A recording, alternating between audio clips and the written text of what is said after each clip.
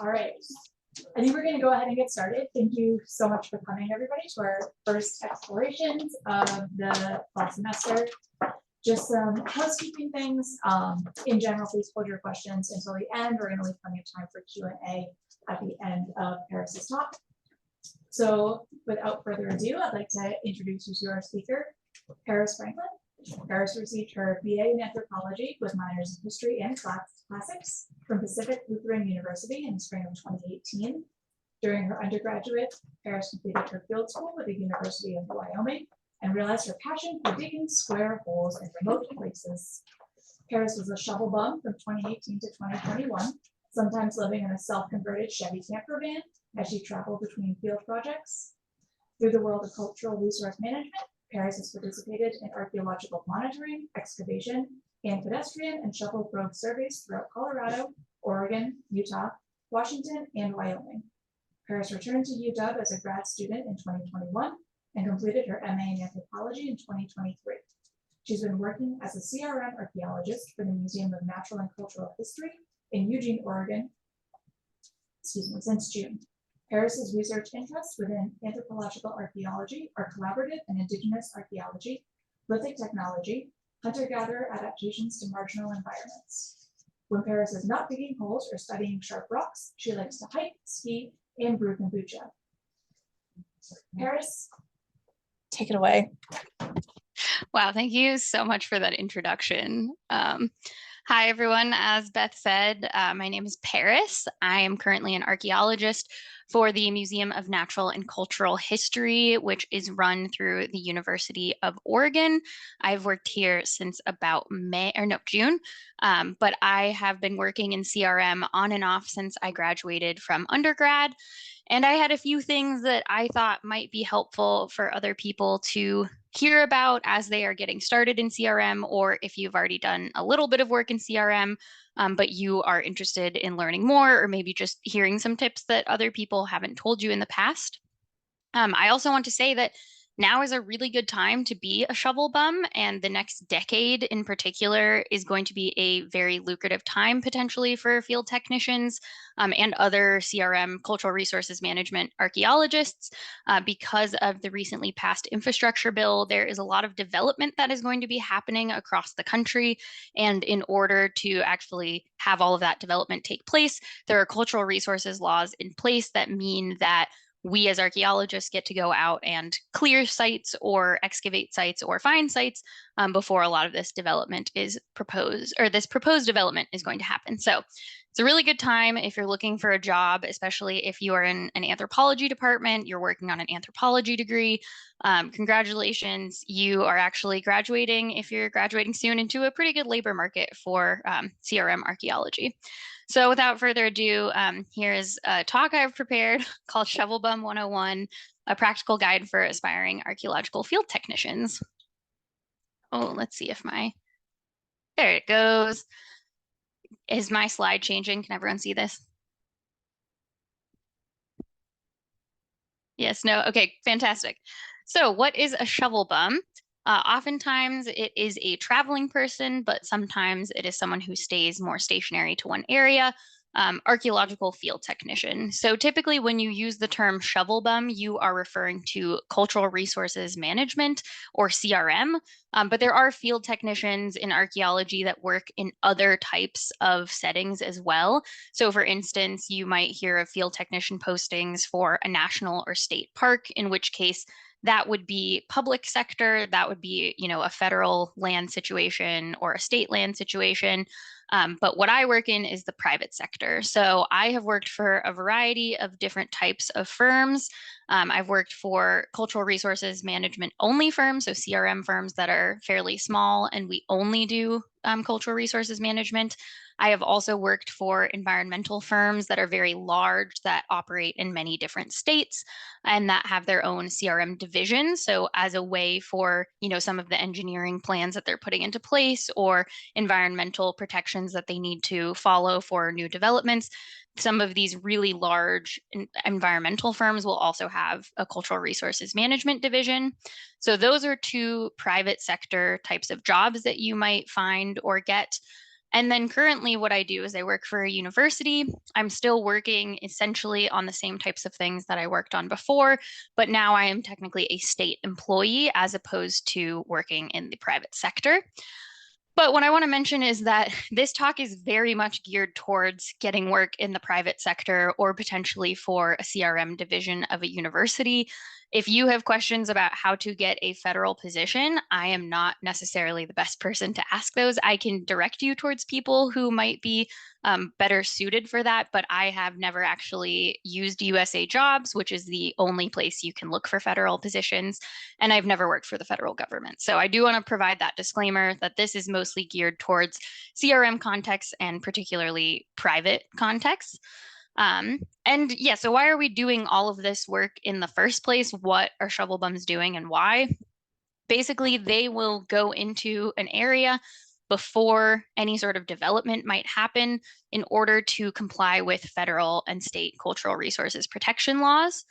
So you've probably heard of things like Section 106 in potentially some of your introduction to archaeology classes, or other laws such as National Historic Preservation Act, that is part of Section 106, or Archaeological Resources Protection. Oh boy, I forgot the last A in ARPA. I can't see, I'm not a legal expert, but there are basically a lot of laws in place that make it so that we as CRM archaeologists have things to do. And then there are also state laws as well. So Oregon actually has fairly strict cultural resources management laws, and that is part of why we have a lot of work to do here. And the laws will change a little bit from state to state. So the definition of a site will change from state to state, potentially what things you are going to be reporting in a site form if you were to find a new archaeological site will vary from state to state. And where you're working will kind of dictate maybe the level of detail or what types of projects you might actually be able to go in and do. So a little more about my background, despite Beth's lovely and very long introduction. As she mentioned, I worked pretty much exclusively in cultural resources management from 2018 to 2021. I'm still doing this now, but I did take a brief hiatus in order to go back and pursue my master's degree. I have done a lot of work in Colorado, Oregon, Utah, and Washington, and I have spent a lot of time working in the field. So as a field technician, you'll find that your primary job responsibilities are the actual field work. So the nuts and bolts of going out and doing the type of field work that needs to take place in order for proposed development to happen. So I've worked on really varied projects. I've worked on a lot of different types of construction sites. That is something we're going to be talking a lot about today, because I feel like I'm well suited to talk about construction and being an archaeological monitor on construction sites, since that is a lot of what my job has been in the field. As Beth said, I've also worked on a number of other types of excavations and different types of surveys in CRM. So I'm happy to answer questions about any and all of those things. And then I also wanted to point out that basically all of the photos in this presentation are from projects that I have worked on. So you'll see that there is a lot of variety in the types of locations that I have worked in. And I can also talk a little bit about the context of some of those projects if anyone is interested. So like the different types of development that I might be going in and doing field work before it happens. And I also have had a lot of opportunities to travel as I've been doing CRM. So I was pretty mobile when I was working as a field technician. I should say that currently my role, I'm not considered a field technician anymore. I have additional responsibilities. I'm working as a staff archaeologist for a university context. And so the type of work that I'm doing now, despite having a lot of field work still, is a little bit different than when I was just a shovel bum and I got to have a lot of fun and just show up and dig holes where someone else told me to dig holes. So the first thing I wanted to make sure we talked about is how you can actually get a CRM job. So usually, and in the past, traditionally the best way to get a job in CRM as a field technician is to complete a field school.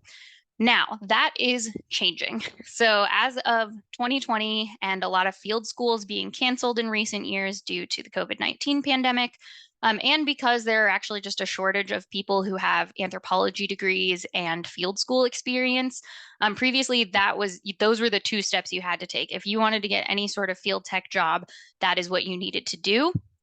Now we are realizing that this is a very expensive barrier to entry. So in the past, if you wanted a job in CRM, you needed to have potentially a 4-year degree, like a BA in anthropology, and you needed to probably take a summer off in order to complete a field school.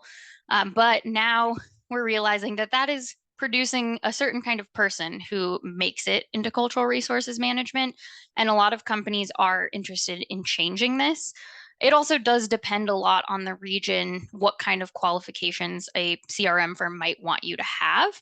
But something I did want to point out, and this is going to be a common thread throughout this talk, is that you should get involved with a local professional organization. So for instance, where I am now, I'm involved with the Association of Oregon Archaeologists. When I lived in Washington, I was a member for the Association for Washington Archaeology. These are really great ways to get a sense of what is going on around you, and potentially if there are opportunities to be hired by companies that don't necessarily require a field school, or it's something that has been happening in recent years and that I was able to be a part of when I lived in Washington, is some of these professional organizations are actually organizing trainings for field technicians. So the Association for Washington Archaeologists, they actually had a series of trainings that was recognized by, it's not even in the past, it's still happening, it's great. But there are a series of trainings where if you're interested in working in CRM in that region, you can show up for these free trainings if you register, and they will teach you some of the skills that might be helpful to you as a field technician. And then they will also allow you to be hired with that experience in lieu of potentially paying for a really expensive field school. So those are the kind of things that getting involved with the local organization can help you with. And oftentimes student memberships are free, or there's something along the lines of maybe $20 for a student if you are currently a student. So that is a really great way to meet people as well, and potentially look for experience that is free as opposed to paying for a very expensive field school. After that, after you have potentially some sort of experience that can show a CRM firm that you are interested in working in CRM, then you can start to look for companies that might be hiring field technicians. So once again, you're going to go back to your local organization. You're going to see if they potentially have a list of contractors that they work with, of CRM companies that are operating in the state that the organization is for. And that is when you can start looking for companies that you want to work for or with. When I was graduating college, I sat down with some of these lists and I looked at the cities that some of these companies were based out of to see if that was a place that I was interested in living. And I was able to go through and see kind of what type of work some of those companies might be doing. And you can keep in mind other things like what are some of the schedules of those companies? Like, do you want a more 9 to 5 Monday through Friday type job? Some companies only work those days. Other companies will actually have you work in shifts that are maybe 6 to 8 days on and then 6 days off. So you'll end up working a lot more time straight through, but you'll have time off in between those sessions. So you can find that information pretty easily if you start poking around on some of the websites of the companies you're interested in working for, or you can talk to other people that you've potentially heard have worked for that company in the past. I don't know how many professors at the University of Kansas have worked in CRM, but they might be able to connect you to some local CRM firms if they have any friends potentially who are working in the private sector there, or anyone you meet at a local conference. So something else that you might see at conferences, the one that I went to a lot when I was in undergrad was called the Northwest Anthropological Conference. And oftentimes these local conferences that are put on by the more local organizations, they will sometimes have job fairs in which you can meet people who are working in CRM around you. Or you can just start to look around and see what badges people have and what company they're working for. And if you're a more gregarious person, you can go and just start talking to them about their company and whether they're looking for field technicians right now. And I'm going to tell you a little secret. The answer is almost certainly yes. Like basically everyone is looking for field technicians right now. Oh, excuse me. Field technicians right now. There has been, as I mentioned, a big shortage of people who are actually working in the field in recent years. And I've received a lot of texts from friends working at a lot of different companies in different regions asking if I know anyone who can help them staff a project. So there are a lot of projects happening and not enough people to do them. So if you are a prospective field technician, again, if you just start asking around, I guarantee that there will be jobs around you. The other good thing about local conferences is sometimes you might find they actually have talks that are geared directly towards you. So one of the companies that I worked for in Seattle called Willamette Cultural Resources Associates, they were one of the companies that helped put on these trainings I was just discussing. But because we were so desperate for people, we thought, hey, we better give a talk. So one of my colleagues there named Stephanie, she gave a talk exactly on how to find a private sector job. So these are the kind of things that you might find entire conference presentations that are about this topic because people are really interested in having more people work for them. So to continue on how to get a job in CRM, once you have identified some of these companies that you might be interested in working for, and again, there are going to be pros and cons to different types, and we'll talk a little bit more about that in a minute. But then you can just start to cold email companies that you're interested in working for. So to my knowledge, in recent years, it's not very common to get a hold of people via the phone. Oftentimes you can just send an email to whatever seems like it's the hiring email of that company or just a general information email, depending on what you see available on a company's website. And basically, you're going to want to include a copy of your CV or curriculum vitae, which is basically a summary of potentially some classes that you've taken. So if you're starting out, if you're an undergrad currently, then you can talk about maybe what are some of the classes that you've taken that apply to North American archaeology, or some of the skills you've learned in your classes that would make you a really good employee. You can talk about other types of jobs that you've had. If you have been an employee of a pizza restaurant, that was my main job before I got to college. You can talk about some of those things early on as you're gaining field experience. Obviously, if you have really relevant experience, such as lab analyses or cleaning artifacts in a lab at the University of Kansas or wherever, whatever university you might be attending currently, those are all really good things to include in your CV. But if you have people around you who can probably help you kind of tailor your CV to go a little more towards CRM. And again, once you start to develop field skills and once you've actually worked in the field a lot, that's when you can kind of start dropping off some of that, some of those items that might not be as relevant to working in the field, but they're really helpful to show employers that you can hold a job, that you have potentially had a job in the past, and you might be good at it in the future. In your cold email, you can also include your current location. So for instance, some places, they don't really care where you live, so long as you are willing to drive your own personal vehicle to wherever their field site may be, or oftentimes they'll arrange transportation from wherever their office is. But it's usually best to say, you know, I'm based out of this location, but I'm very willing to travel. Or, you know, I'm only within a couple hours of where your office is, and I'm happy to meet you there whenever there's field work. Something along those lines, just so they're aware that either you're willing to travel to them or you can say, hey, I'm local. I'm in the exact same town that your company is, and that's a reason you could potentially hire me. And then you can also just start to put your upcoming availability for field work. So just letting people know, hey, I have, you know, a project that's happening, or, you know, I'm in classes until May 18th, and then I'm available for the summer, something along those lines, just so they have a sense of when you might actually be able to work for them. And then some contact information, some of the same things that you would include on your CV.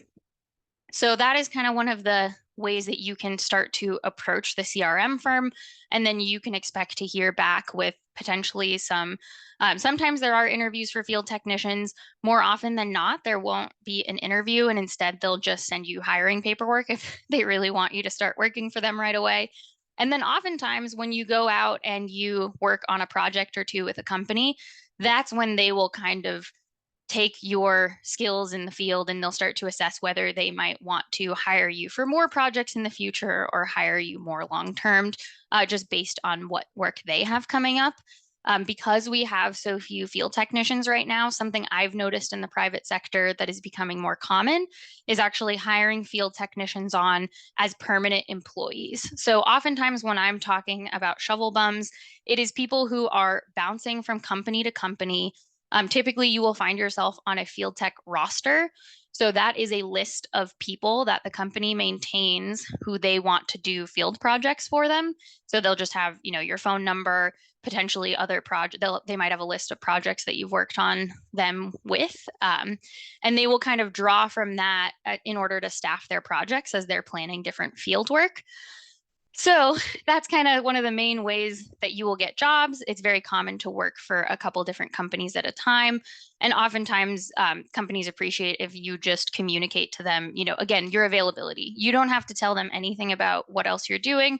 But if you just say, I'm not available the week of X, but I'm available the following week, and you just communicate with the companies you're working for, then they're much more willing to give you more work because they know that, you won't flake on a project with them. Another tip that I will say, kind of in the context of working for multiple companies at the same time, one of the easiest ways that you can get blacklisted from a company is if you agree to do a project and then you decide later that you don't want to do that project anymore because something more fun came up. So that is a choice that you are welcome to make. But I just want to let everyone know that that's, especially in a CRM context, as you're a shovel bum, if you don't want to work for a company again in the future, that's a really easy way to make that happen, is to flake on something that you agreed to do. So obviously, if you get sick or something like that, that's a different story. And certainly you should tell companies you're working for about instances like that as well. But typically, if you're agreeing to do a project, then it's always better to follow through than not follow through. And then on a similar vein, it's definitely good to kind of vet the companies that you want to work for. So the same way that when you turn your CV into a company, they might start talking in the office about you. And if anyone has heard of your name or knows, has ever worked with you in the past, you should be doing the same thing with the CRM firms you're working for. So you may hear from some other field technicians that a company that they worked for in the past was terrible. Like they were either unsafe or they didn't pay enough, or there were issues with a particular person, who was maybe higher up at the company and wasn't respecting other people. So those are things that you should look out for and listen to other field technicians. And you're obviously always welcome to go work for a company and get your own sense of that. But other field technicians, it's always nice to talk or to hear about their own experiences with a CRM firm, just so you have kind of a sense going in of what to expect out of that company culture. And they are all a little bit different. The last thing I want to say about getting hired in a CRM context is you can always negotiate pay. So if you are getting hired on at a company, you can talk to them about the possible hourly rate that you expect to receive, either based on what your current living expenses are or what you feel like your experience would earn you in the field. Again, if you're working for different companies and one of them's paying you $2 an hour more than the other, tell the company that's paying you $2 less what you're making at the other company, and they might be able to give you a little bit more of a bump in order to keep you working with them more often. And again, this is all kind of give and take, whatever your comfort level is and whatever is most important to you. Some firms have more fun projects than others. That's objectively true. So if you want to make a little less money to do more fun projects, that is something I've done in the past and may do again in the future. So again, these are all things to consider as far as what is the value of your time versus the value of money that you need to receive in order to meet your basic needs. And then I also did want to say something about per diem. Per diem is basically a non-taxable chunk of money that you will be given in order to go into the field. And you can spend your per diem however you want. It is going to be a fixed rate, either based on the company that you're working for or the region that you're working in. So I've seen it both ways, where some companies go on county rates, or for instance, the state of Oregon, basically everywhere in the entire state is the same daily per diem rate, except for Portland, which is expensive, and Bend, which is also expensive. So if I'm going to go work in those areas, my division that I work for has to pay me more in per diem as this chunk of money that I can use on food and other things like that. And that is not something you can negotiate because it will be set by the company or the county in which you're working. But I used per diem. Sometimes your per diem will be given to you in cash. Sometimes it will be a direct deposit. Sometimes you will get it at the beginning of the session that you're working for a company. Sometimes you will get it at the end. And again, those are all considerations for you as well as you're trying to decide which companies you want to work for. Because if it doesn't work for you to receive your per diem with your direct deposit of your pay at the end of a project, and you need to receive your per diem at the beginning, well, then you might want to be working for a company that's going to hand you a check or a cash as soon as you meet them in the field for your field project. And then you have some level of money to, get you through that field project. So again, there are a lot of kind of moving parts. And this might sound a little weird or confusing if you haven't thought about per diem in the past, but I'm happy to answer more questions about that at the end as well.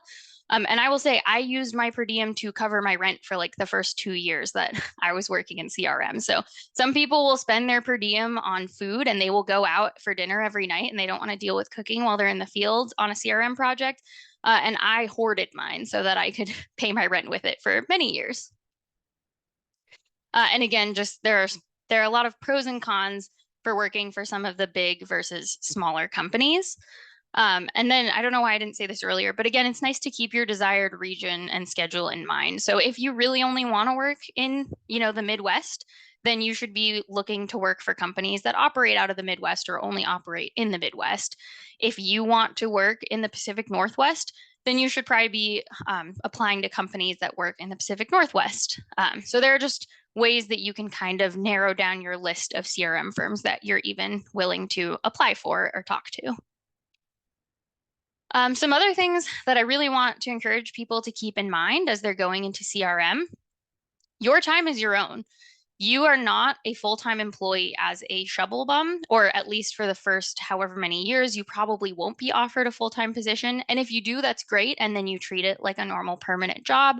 But until then, you get to decide when you're working. So I know many people who just do not work at all in the winter. I have never been one of those people because I had bills to pay and other things going on in my life.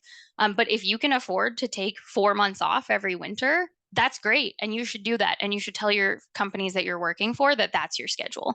So you have a lot of control in your job as well because you are not a full-time permanent employee, especially at first when you're getting started in CRM. I have also worked in a climbing gym in the winter. I have supplemented work when I wasn't in periods of full-time CRM work with things like dog sitting and babysitting and house sitting. And so there are other ways that you can kind of supplement your income as you might need to. And then I also just want to make sure everyone has health insurance, because something that is difficult about being a field tech is if you were to get injured, say, so I like to go out and hike, say I were to go out and twist my ankle, well, that means that I can't work for a while, and that's not a workers' comp claim. So that means that I'm going to be out of work and potentially have some sort of medical bill. So I do want to encourage people, especially if you're maybe past the age where you're on your parents' insurance or that is not an option for you, to make sure you are looking into state options. The Affordable Care Act has made that a little bit easier. There are things like COBRA. So just make sure that you always have health insurance because that is an important part of having a physical job, especially before you get to that state where you have a permanent job and they might be providing your health insurance for you. Okay, so now what are some actual skills to hone? I see the time that we're at, so I want to mention that we might not be able to go into any of these in a lot of depth, but I kind of compiled a list of things that I think are really important for field technicians to recognize. So, number one, your personal safety. If you are being put in unsafe situations or situations you feel are unsafe, those are things that you can either bring back to the company or you can not work for that company anymore. Your physical safety when you are out working in the field or you are on construction sites, that is the number one priority, and you should not be putting yourself into unsafe situations to do archaeology. Another helpful thing is to know your pace And this goes right along with estimating distances. So both if you're on a pedestrian survey, or if you are walking between shovel probes, or if you're on a construction site, being able to measure things by just walking and knowing how many steps it takes you to, say, walk 10 meters. These are all really important things in order to help you write your notes that you're going to be taking in the field about the field work that you are doing. And then that goes right into the next point, which is writing field notes that have the correct level of detail. So the more information that you record, the better. But there are certain things that I think are more important than others to record, and that is something that we'll get into a little bit more on the next slide. Another thing that's really helpful, knowing your cardinal direction. So always having a sense kind of which way is north. That'll make a really big difference if you're trying to write up a photo log for your company, or if you are trying to figure out where you are in relation to, say, a cliff that's over to your left, which could be it could be north of you, it could be south of you. So figuring out where you are in space is really helpful as you are writing your field notes. And that's something you can practice while you're hiking or doing other things. And then having some basic knowledge of sediment descriptions. Anytime you're doing subsurface work, it is and even when you're not doing subsurface work, if you're just doing a pedestrian survey and looking at the ground like I am in this photo, it is still helpful to be able to pick up the dirt and figure out what kind of sediment that you have either on the surface or in maybe the profile of your shovel probe that you're digging. And again, things could be as basic as knowing if something is sand versus silt. And that can be a difficult distinction, but just having some idea of like, what does clay feel like compared to a very coarse sand? And then it is helpful to have basic artifact identification and photography skills. Something we'll talk about in field notes is that if you have a glass bottle that has some raised writing on it, some embossing on it, that's really difficult to photograph. And so having notes of things in addition to the photos is really helpful, especially if you get back to your company or your lab and you turn all your photos in and you realize, oh shoot, I can't read what that bottle said. I picked up a historic bottle and I wasn't allowed to take it home with me because I didn't have a permit. And yeah, now we'll never know what that bottle says because I didn't write it down. So these are all things that are really important to keep in mind in the field, especially when you are picking up artifacts potentially. And then I also encourage people to know what are some local poisonous plants potentially. So in this photo behind me, does anyone know what that plant is? It's okay if you don't. It's a poison oak that's taller than my head. So it's a really good time. I definitely brushed my face against it a couple times and I was afraid I was going to get blisters. So again, it's just helpful for your own safety to make sure you kind of know what is around you in the field. Oh yeah, and then here is just an example of some notes of the type of sediment description, just very basic, that I was doing in a monitoring context. So showing kind of how many feet are in each stratum. Just having some basic descriptions of sediment is helpful. Okay, now we're gonna transition to your and my favorite thing, which is archaeological monitoring. This is a good way to make money in archaeology because there is oftentimes a lot of overtime involved. This is a lot of what CRM work is.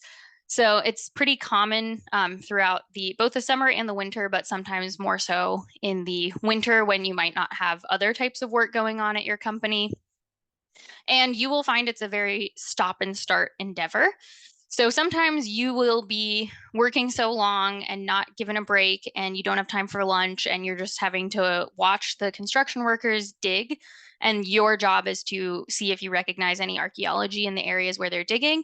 Other times they're not digging, but they need you to stay on site in case they want to start digging. So you might find you have time to do a lot of reading or other things like that. So I have read a lot of books on construction sites. I always encourage people to have one with them, potentially an extra one in the car. I've finished books on construction sites and then been really sad. So make sure you have some options with you, or crosswords. I keep a lot of printed crosswords with me when I'm on construction sites as well. So anything that you can do to kind of pass the time if the construction crew you're working with is not actually doing something that is relevant to you and your position on that site. I also encourage everyone, field techs, to get to know the construction crew you're working with and to understand kind of the general context of why they're digging in that area. that can be really helpful for reports and things later on to know, okay, they dug a hole here, but why? What was going to go in this place? What does this have to do with the construction we're doing? And again, I've worked on all sorts of different types of sites, so it really does depend on where you're working and what is going on. And I want to say you really can find you really can find archaeological sites when you are monitoring construction. There's a pretty famous example in Washington called Bear Creek. I just recorded a new archaeological site this past week. That was a historic site where they were digging with an excavator very similar to this one. And all of a sudden they scooped through a historic trash dump. So usually the context of monitoring, there's some possibility you would find cultural resources there, but it's potentially not as likely as some other types of work you would be doing in CRM. So again, I just want to give another really important bit about safety, because your number one responsibility on a construction site is your safety. So no archaeology is worth your life. I've had many mentors tell me that no matter where you are on a construction site, you should be in the safest place. And if you need to take a break to go to the bathroom, or if you need to get water, if you need to leave the area where they're digging and they don't want to stop, that is okay. Usually, again, you are there as kind of a potential last resort where, there could be some sort of archaeology there, but it is not worth getting a bladder infection if you're not going to the bathroom while you're working. It is not worth not eating. So I recommend you keep your lunch or at least some snacks on you at all times. And then most importantly, you should be wearing personal protective equipment. And you should try and have that equipment be comfortable to you, because if, for instance, your hard hat isn't comfortable and you find you're not wearing it a lot of the time, that means you could be putting yourself in an unsafe situation. And liability wise, that's not great either. If, for instance, you were heaven forbid, you were to get hurt on a construction site, if they found out that you weren't wearing the proper PPE, then you would be the person who is kind of responsible for that injury. So this is a photo from early 2020, when we didn't know if coronavirus was airborne or not. So we were still wearing masks outside, but I'm wearing all of my other PPE as well, on a constant volume probing project that I was doing on a construction site. So this is kind of an example of what you might expect to have. I'm not wearing safety goggles in this instance because there was no risk of things flying around me, but having a hard hat and a vest and steel-toed boots. And I will also say, those are all things that are owned by the company. You should not be paying for PPE. They should be providing it to you. So even your first pair of boots, which might be expensive, then it is your company's responsibility to provide you with steel-toed boots if they are asking you to go onto a construction site. So you can pay for your own things, especially if you find options that are more comfortable for you, but make sure that they are paying for the things that they are required to pay for. And I will say Walmart has really cheap PPE things like that are actually up to the standards, like Z87 glasses and things like that, if you do want to add your own into the collection. Again, more about safety, because safety is the most important thing. So when you're on a construction site, make sure you ask the operator of the machine where the most safe place is for you to stand. You'll often find that there is someone called a laborer working in, say, the excavation trench. And you can see where they are and kind of keep that in mind. But oftentimes you might find that they are taking more risks than you would be comfortable with. And in that case, just stand back from them. I also tend to stand by big, expensive things on construction sites. So that way, if something's not moving near me, like if there's a piece of equipment that's turned off or a big generator that is powered off, I do know someone who got exhaust poisoning from a generator running by standing too close to it. So things that are off but large and expensive that operator is not willing to want to put his mechanical bucket and potentially bang into, that's always the safest place to stand. And then again, if you can't see what's happening because there's not a safe place to stand, that is okay. Just write it down. Write in your monitoring notes, I couldn't see XYZ things because there wasn't a safe place for me to stand. So again, more about monitoring, because that's what I have done a lot of, and you may find you are also doing a lot of, but you'll find that some of these tips also apply to other types of fieldwork you might be doing. Some good things to write down when you're in the field are going to be kind of what project that you're working on and potentially what company you work for if you're working for different ones. You might find that it's easier to keep track of things in your notes. I have a bunch of full Write in the Rain notebooks that are from all of the field work I've done over various years. And so it's helpful for me as a person who's worked for a lot of companies to know that when I flip through this, I can say, oh, I know what construction site I was on or what survey I was on. I know what company I was working for. I know the date. I know the weather. Lots of information that might be helpful for you in the future or for the company that you're working for. It's always nice to have the weather recorded, specifically because if it's raining and gross out, you might be taking fewer notes. There are things like that. There are practical implications of the weather, and it's just good to have a general record of that. Especially on construction sites, it's nice to know kind of who is present, what crew you're working with. So you'll see I have some names, or I say in this note on this photo here, Met Foreman. So things like that. And then also, if you're watching other people dig, noting what equipment they're digging with, and then obviously writing up kind of what are the general size and shape of the excavations that are happening around you, or what are the tasks that are happening that day. And then always the stratigraphy and soil descriptions. Anytime there's ground disturbing work, again, if you're writing up a shovel probe form because you dug the hole, it's good to have that information. And if you're watching someone else dig a hole, it's good to have that information. And then lastly, and if you see any, oftentimes there aren't plants on construction sites, but if you see any plants, it's helpful to record those because most site forms, if you were to find an archaeological site, they will ask you about vegetation. So those are all things to keep in mind. And some photos as well. So for instance, in monitoring, I always take a beginning of the day photo and some during photos, as well as some after photos. So here on the left, this is a construction site I was working on. This photo is from Sunday. That was the beginning of the day, and that's the end of the day. So you just get a general sense of what sort of excavation was happening. And these are all things that obviously you'll turn into your company at the end. And then if you do find artifacts, then making sure that you include a scale. You should always have some sort of measuring tape with you, or a folding ruler is one of my favorite things for various reasons. So this is a saw cut bone I found on a construction site back in probably 2018. But I can now, looking at this photo, tell you that it was about 9¼ inches long. So even though I took this in 2018, that is very important to have a scale or some sort of measurement alongside your artifacts. So how do you dress when you're going into the field? This is also something that I feel like I've learned through trial and error. So it might be nice to just summarize it for you now. You should always have water with you, first of all. You should always have enough water to get you through the entire day. And you should assume that there will not be opportunities for you to get more water. So always making sure you have enough with you. Again, you should always have, these are basic mom things, but your parents may have told you this when you were growing up, but you should always wear sunscreen and have a hat and make sure you have sunglasses. Again, some very basic things, but just to make yourself more comfortable in the field. And again, clothing to your comfort level. I know some people who work in tank tops, and that's great for them.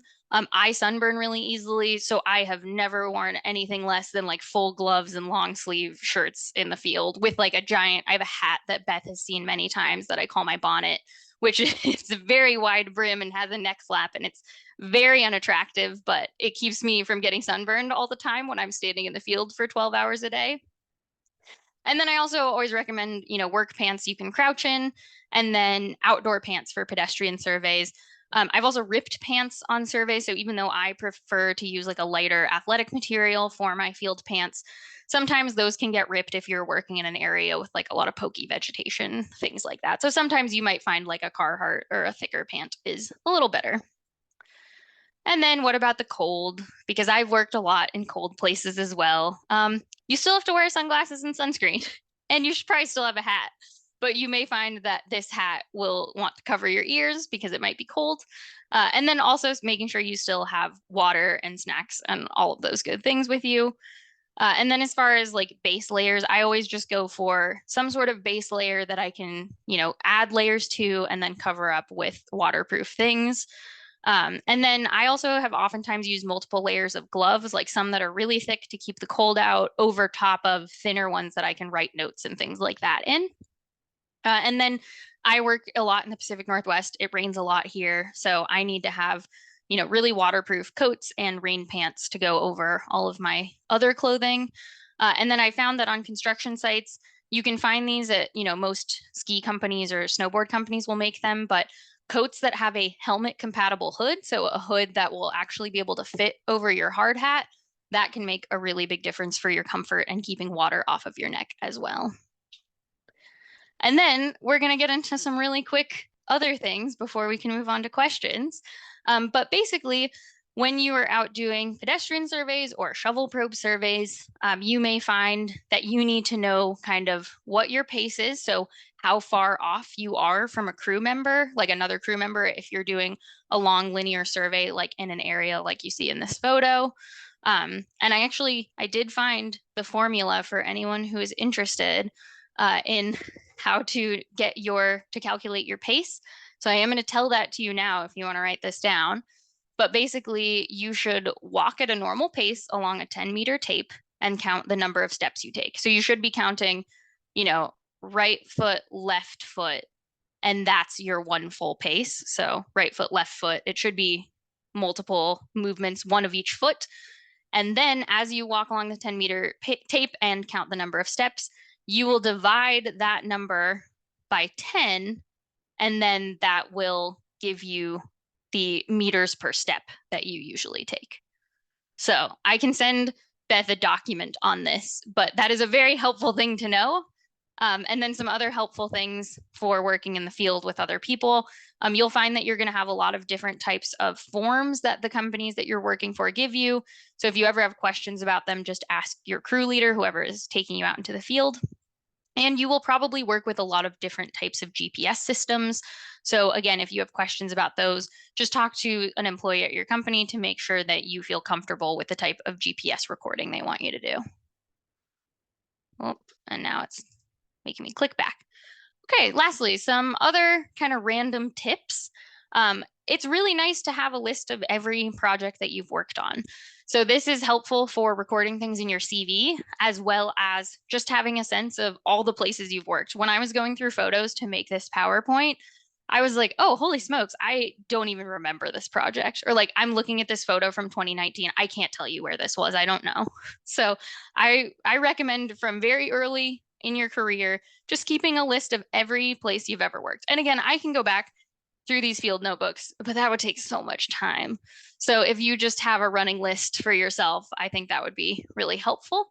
And then it's great to keep in touch with other field techs. I've made some really, really good friends doing archaeology. And I've also learned a lot about where work is happening in other places, as well as, what projects might be coming up if I'm interested in a change of pace. So keeping in touch with other people who are doing this job can be really fun and helpful, and they will give you many, many more tips similar to what I have provided you with today. And then lastly, again, I am a huge stickler for safety. So if you are ever feeling unsafe at a company, you do not have to work for that company again. There will be other companies, there will be other work. You can take time away from CRM if you want to go, pursue something else for a winter or anything like that. So I definitely recommend just kind of keeping in mind your own comfort and safety as you are working in the field, and recognize that this job can be pretty miserable at times, but it can also be really fun, and it can take you all around the country, and there's a lot of good that can come from it as well. So with that, I would be happy to answer any and all questions you have. And I'm sorry if I had to go a little fast at the end there to wrap things up.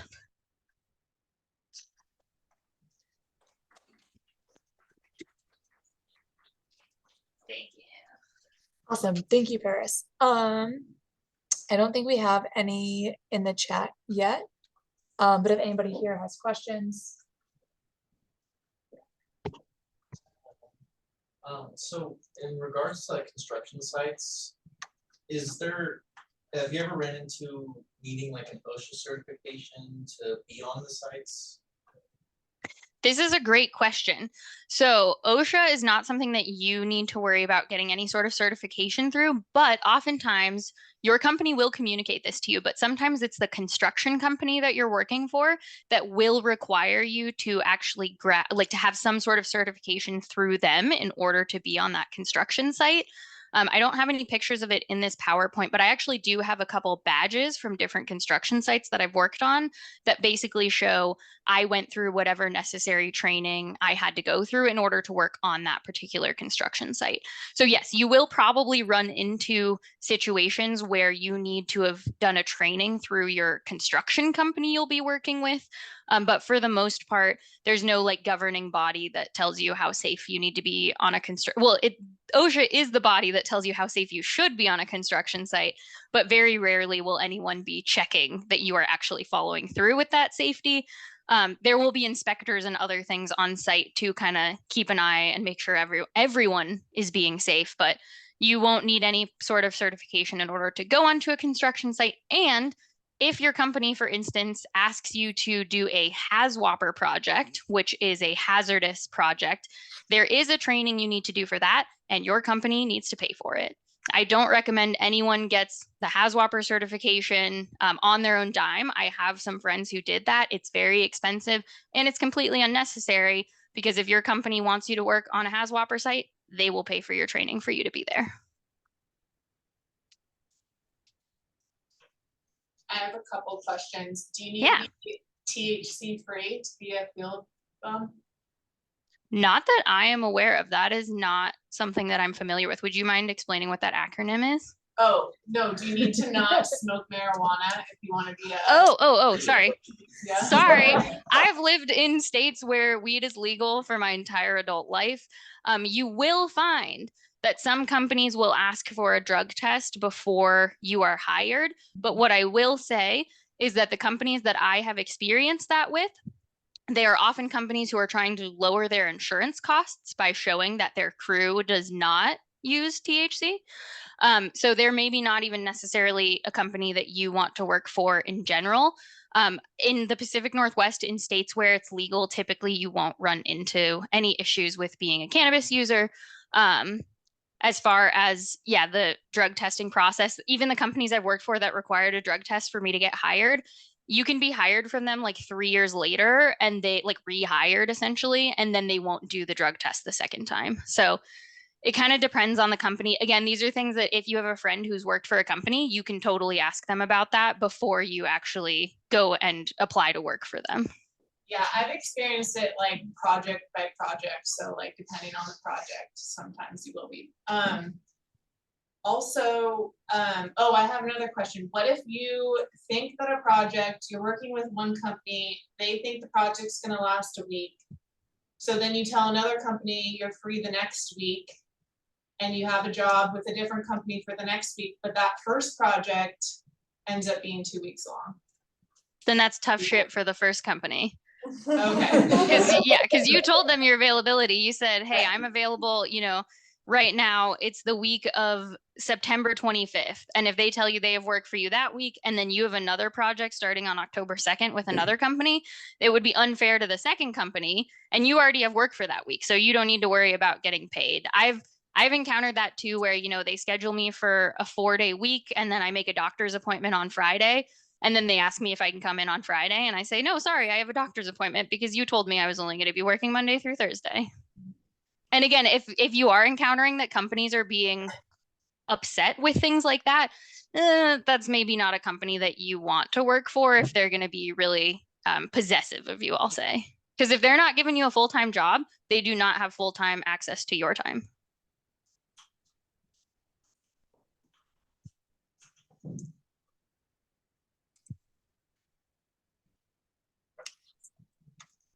I had a question. I was just curious what you thought of Wyoming's field school. I saw that online. It was one of the more popular ones. So. Yeah, so Wyoming's field school, actually, I will say this kind of as a blanket thing for a lot of field schools that you will see run in the United States. Field schools are going to be really geared towards academic excavations. So you might find that you will do a field school, and I promise you, it'll probably be really fun. Doing excavations is often super fun, but then you might get into CRM and never do an excavation. That is also possible. So if you can, I would recommend finding a field school that has some level of pedestrian survey. I've never seen a field school that actually makes you dig shovel probes, which I find hilarious because that is one of the main jobs that I have done in CRM in That recent was my years. field school. See, We just great. we dug shovel tests for. Yeah. Well, and that's the most applicable one I've ever heard for CRM. But when I was looking for field schools, all of the field schools that I saw were actually for like academic excavations. And there was only one like 4-day session of pedestrian survey through the University of Wyoming. So again, it'll depend a lot on the year and the university and what they have funding for, like what kind of field projects they're doing. I personally had a really fun time at the University of Wyoming's field school in 2017. But do I think that it was the most applicable to a lot of the work that I've done in CRM since then? Like, not really, but a lot of field schools that I've seen are not that applicable, except for Beth. So you should ask her about that. I Thank you. don't think that's a Yeah, honestly. yeah. Like, yeah, you As want far to as, get like, academic hireability. students. Yeah. Yeah, because, I think that's. Yeah, and the other thing I'll say about field schools is if you do want to go on to grad school, again, never pay for grad school.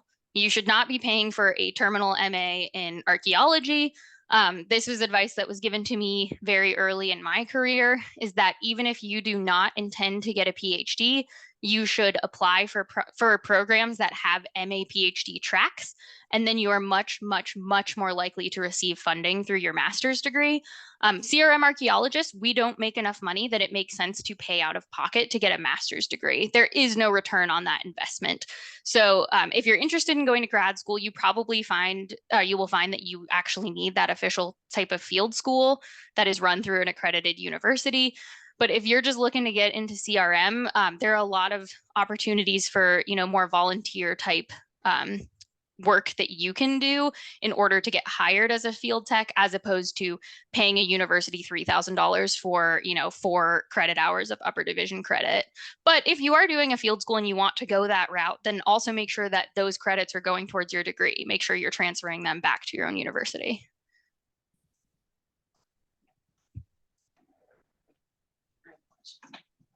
So what would you say, if we're talking about return on an investment, what's a good like hourly average wage to go for? Yeah, so that is a good question. And I will say it is pretty regional. So one of the reasons that I ended up working a lot more in the Pacific Northwest than other places is, for instance, the companies that I worked for in Seattle were paying the most money of any CRM firms that I knew of, because they needed to pay people to be able to afford to live in Seattle. Now, I could not afford to live in Seattle on my even full-time field tech wages. I was living in Tacoma and commuting to my field projects or the office whenever I would go into Seattle.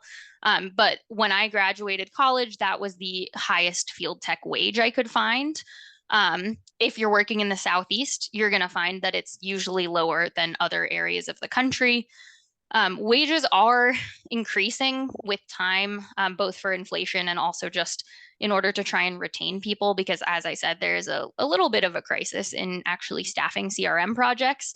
So again, your power to negotiate should be increasing as time goes on, as there aren't enough field techs to do all of the work that is going to need to be done over the next decade. So I would say that really depends on what area you're trying to work in, but oftentimes now the CRM companies will put calls out and they will post whatever their actual hourly wage for field technicians is. You might find it varies a lot. You also might find that when you're first hired, the numbers that you're going to be getting are going to be lower than they're going to be on the low end of the range. Because for instance, if you don't have a field school or a lot of field experience, they're just going to be paying you the base that they can get away with. But I would say that at this point in time, like it wouldn't be uncommon as a field technician across a lot of different regions to be making around $20 an hour. And again, it really depends on the context in which you're working. So for instance, I work for a university.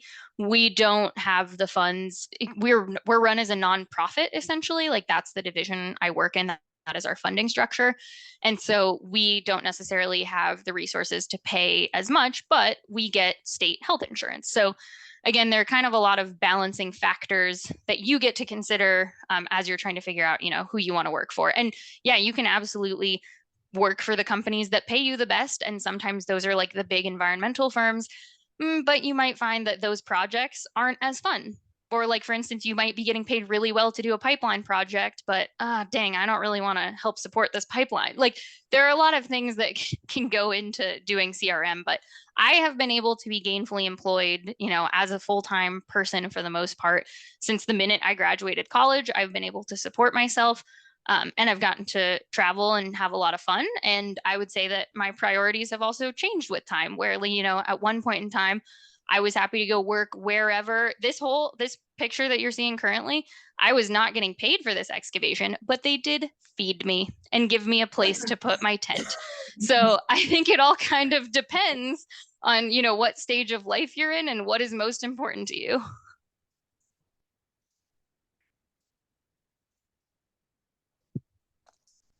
There are any other questions? Okay, well, thank you so much, Paris. That was awesome and hopefully really helpful. And we will see folks back in 6:33 for real this time on October 25th for Jordan Pratt's talk about lithic technology in the Great Basin region. Thank you, Paris. Also, feel free to email me. Beth has my email. I'll answer any more questions you want me to.